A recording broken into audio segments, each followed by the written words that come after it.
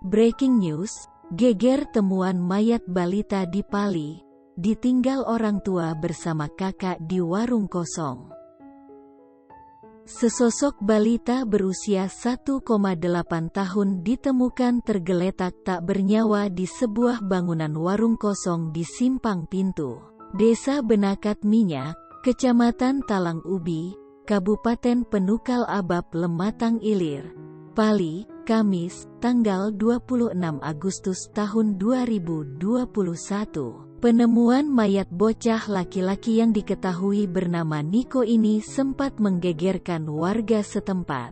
Informasi dihimpun, mayat bocah tersebut ditemukan Kamis, tanggal 28 Agustus tahun 2021, sekitar pukul 14 waktu Indonesia Barat di warung milik saksi Rian Mardiansyah yang sedang dibangun di Jalan Simpang Pintu.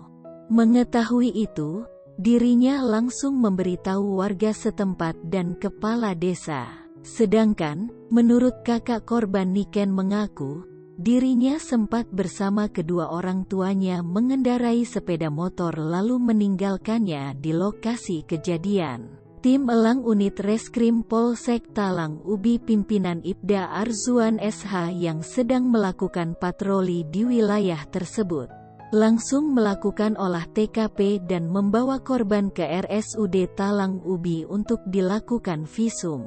Dokter Piket RSUD Talang Ubi, Dr. Yulianti Siregar yang melakukan visum terhadap korban Niko menjelaskan bahwa korban tidak mengalami luka kekerasan serius yang menyebabkan kematian.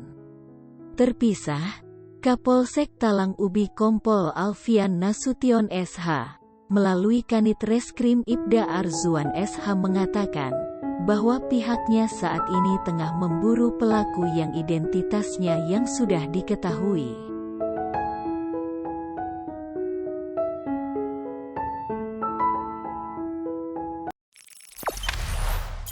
Jangan lupa subscribe, share, komen, dan like ya!